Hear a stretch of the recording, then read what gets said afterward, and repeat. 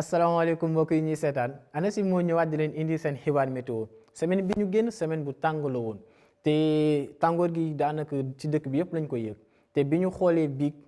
démb gis nañ ni tàngoor gi gënoon na tar ci boori digg réew mi jëm ba bët gànnaar ak penk Matam foofu rawatina nag la ñu amee température bi nga xam ni moo gën a kawee démb toll ci ñeent fukki degré ak juróom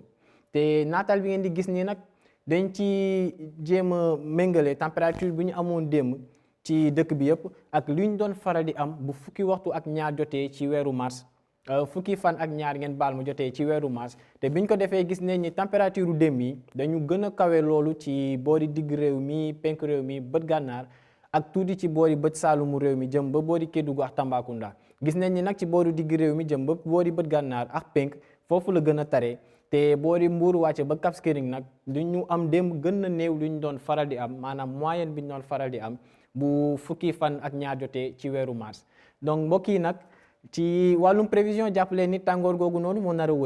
wëy si guddi tey jii jëm ba ëllëg ci fajar waaye tamit dafay prolongé incha allah ba ngoon ak tàngoor goo xam ni dinañ ko nemmeeku ci réew mi yëpp daanaka animation satellite bi dafay wane asamaan soo xam ni dina leer tàmbali ci guddi tey jii te loolu moo nar a wëy incha allah ba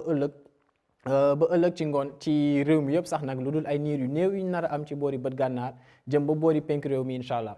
prévision guddi tey jii day firndeel ginnaaw Mbour Ziguinchor ak Sédhiou ay température yoo xam ne dinañu xaw a kawe tuuti ca Mbour ak Ziguinchor dinañ fa xaarandi fukki degré ak juróom-ñeent ci guddi tey jii jëm ba ëllëg ci fajar ak fukki degré ak juróom-ñett température bi gën a néew ñu nar ko amee incha allah fële ca Sédhiou ginnaaw loolu nag ay température yu toll ci lu mu néew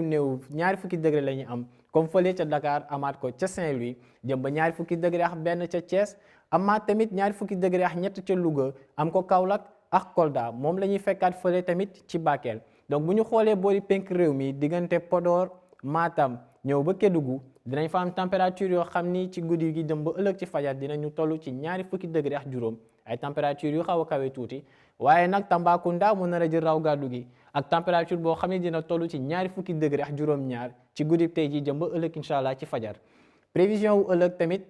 tàngoor la ñuy nemmeekuwaat comme niñ ko amee biig dinañ ko amaat incha allah ëllëg ci réew mi yëpp ak température yoo xam ni dinañu weesu ñeent fukki degré wala yem ci sax nag fële ca Saint-Louis waaye tamit dinañ am ñeent fukki degré ak benn ca Ziguinchor ak Sédhiou am ko ca Kaolack am ñeent fukki degré ak ñaar ca diggante Diourbel ak Kolda jëm ba ñeent fukki degré ak ñett ca Louga ak Kaffrine donc boo di penk réew mi nag diggante Linguère ak Bakel dinañ fa am ay température yu nar a toll ci ñeent fukki degré ak ñeent jëm ba ñeent fukki degré ak Matam mi nar a am incha allah ëllëg température bi gën a kawe ci réew mi te foofu lañ ko nar a amee ci penku réew mi bu ñu xoolee nag boori Ndakaaru ak Mbuur température yi dinañu xaw a dinañu dese kawe toll ci ñaari fukki degré ak juróom benn ca Dakar jëm ba ñaari fukki degré ak juróom ca Mbuur mbokk yi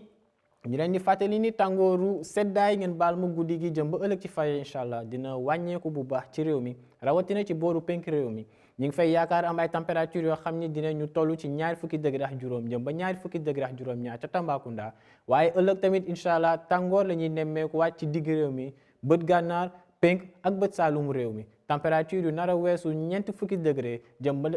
ñeent fukki degré ak juróom fële ca Matam boori Ndakaaru jëm ba Mbuur nag ay température yu xaw a néew lañ fay xaarandi looloo ñoo seen xibaar météo mbokk yi ñu ngi leen di ñaan ngeen di wéy di topp xibaar yi dikkee ci ANACIM ci xarale yi di leen dig daje ëllëg incha allah di leen ñaanal jàmm wasalaam